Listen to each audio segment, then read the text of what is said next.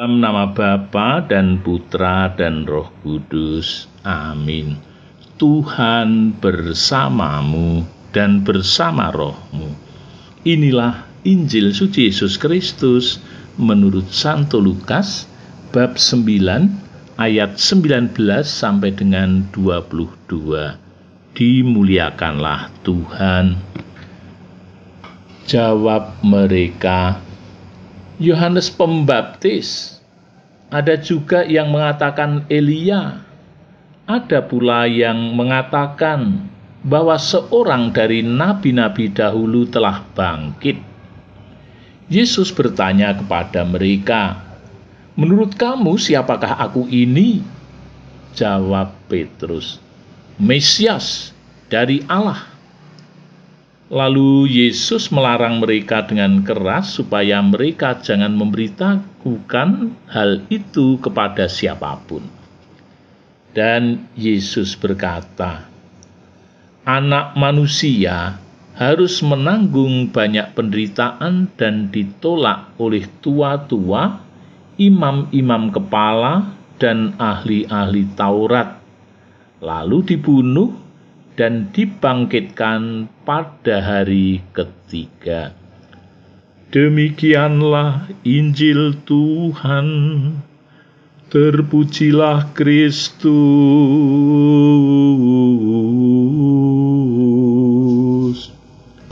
Suster, bruder, ibu, bapak, para muda, anak-anak, semua umat Tuhan yang terkasih.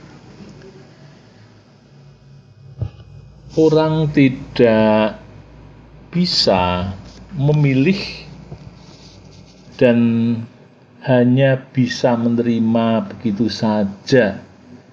Ini hanya ada dua, yakni menerima kelahiran dan menerima kematian. Itu tidak bisa dipilih.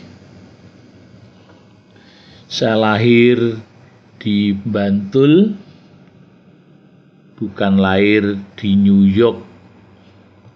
Maka sebagai orang Jawa, saya hidup dengan cara orang Jawa itu. Dengan hidup sebagai orang yang sudah lahir, saya mendapat kebebasan untuk membuat pilihan. Lalu saya memilih lulus SMP tahun 1973. Saya masuk seminari Mertoyudan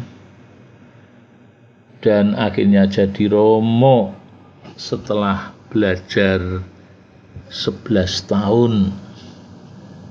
Setelah jadi Romo, saya menjalani tugas pindah-pindah dari paroki satu ke paroki yang lain, dari paroki di Jawa sampai ke luar Jawa, di Kalimantan dan Sumatera. Dan saya jalani tugas sebagai Romo ini selama 33 tahun sampai sekarang ini. Dan saya pindahnya sebanyak 8 kali. Rata-rata setelah 10 kali pindah itu sudah harus memilih lagi. Mau hidup masih di paroki atau di rumah tua. Nah, setelah itu lalu tidak boleh memilih lagi. Karena satu-satunya pilihan adalah pilihan Tuhan, disuruh menghadap Bapa. Setiap perpindahan ada pilihan, dan pindah di Banyumanik ini pun suatu pilihan, karena waktu itu Romo Sugindar sebagai administrator Keuskupan Agung Semarang menawari saya pindah ke Banyumanik supaya perobatan ke rumah sakit Elizabeth mudah dan cepat. Maka akhirnya saya setuju dan dipindah ke Banyumanik ini pada tanggal 13 Januari 2017, disambut oleh umat bersama Romo Edi Purwanto itu. Pertimbangan Romo administrator waktu itu karena saya barusan mengalami kecelakaan yang paling parah. Saya sampai ngorok setelah kecelakaan itu tanda sudah hampir itu. Tapi ternyata walaupun ngorok masih bisa sampai ke rumah sakit Panti Rapih dan akhirnya bisa disembuhkan walaupun tulang iga patah 5, tulang selangka bagian kiri juga patah, tapi akhirnya bisa dibereskan dengan baik. Bahkan yang katanya pendarahan otak itu pasti game itu, ternyata hanya selaput otak yang berdarah sehingga saya bisa selamat. Itu yang membuat saya sampai sekarang masih menjalani pilihan-pilihan karena saya masih mendapat kesempatan untuk bisa hidup. Saudara-saudariku terkasih, waktu di antara kita lahir dan kita nanti mati terisi aneka macam pilihan yang bisa diambil dengan bebas oleh setiap orang, oleh kita semua. Bahkan kita disadarkan bahwa apa yang kita alami sekarang merupakan buah dari pilihan yang telah kita lakukan pada masa-masa yang lalu. Bahkan sejak lahir kita dihadapkan dengan aneka macam pilihan yang harus kita ambil, dan itulah yang menentukan hidup kita sampai sekarang. Dalam Injil, Tuhan Yesus bertanya kepada kita, "Menurut kamu, siapakah aku ini?" Jawaban kita sangat menentukan hidup kita. Kalau Tuhan Yesus kita terima sebagai pedoman hidup yang menuntun kepada keselamatan kita, maka kita dengan hati yang bulat memilih Tuhan Yesus menjadi satu-satunya pegangan dalam menentukan setiap pilihan. Kalau kita memegang kehendak Tuhan sebagai pedoman dalam setiap mengambil pilihan itu, maka apa yang kita jalani sudah selaras dengan kehendak Tuhan. Walau sering terjadi hasil yang diperoleh atas pilihan itu tidak sesuai dengan apa yang kita cita-citakan. Kita sudah hidup dengan setia kepada kehendak Tuhan, kok malah hidup saya lebih berat, lebih susah, tidak sesuai dengan yang kita inginkan. Saudara-saudara,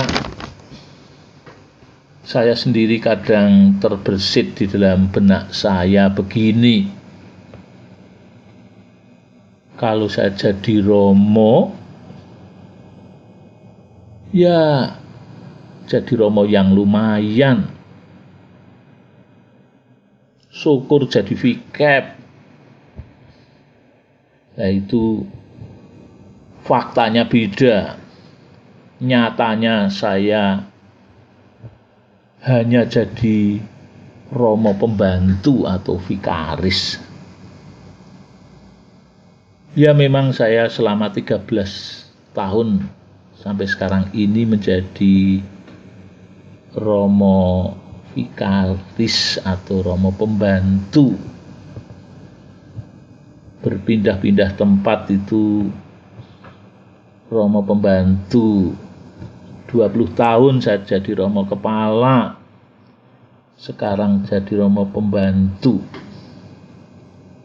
Padahal kalau saya ingat, terah simbah kami itu yang jadi romo hanya 3. Yang pertama Romo Sutadi, yang sekarang jadi Vikjen di Ketapang.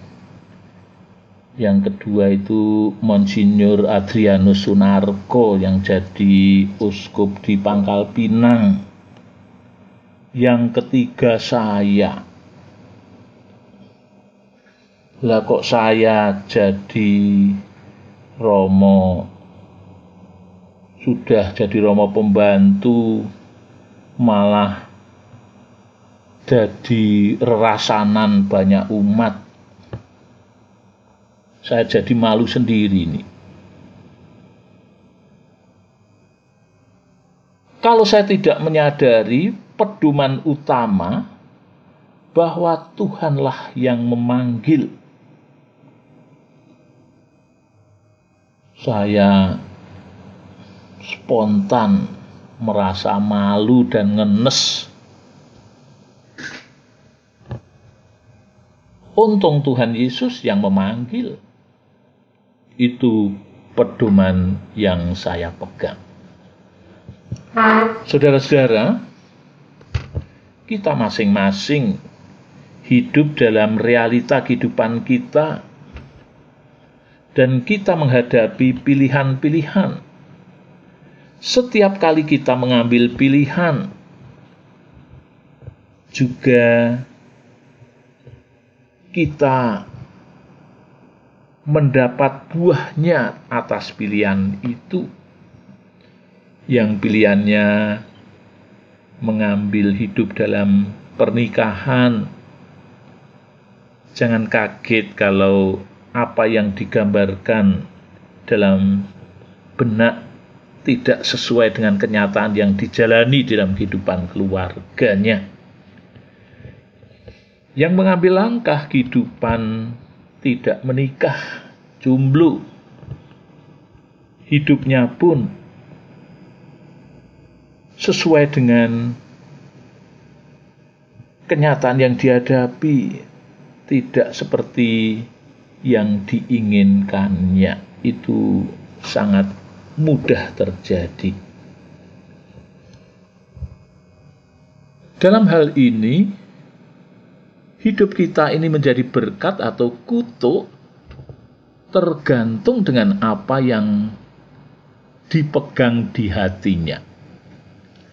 Kalau hidupnya konsekuen dengan pilihannya pada Tuhan Yesus, apapun buahnya dari pilihan itu tetap disyukuri dan bahkan menjadi berkat bagi banyak orang. Apa yang dialami itu merupakan buah yang indah setelah direfleksikan dan dimaknai secara mendalam di dalam terang panggilan Tuhan. Kemuliaan kepada Bapa dan Putra dan Roh Kudus, seperti pada permulaan, sekarang, selalu, dan sepanjang segala abad. Amin. Dalam nama Bapa dan Putra dan Roh Kudus. Amin.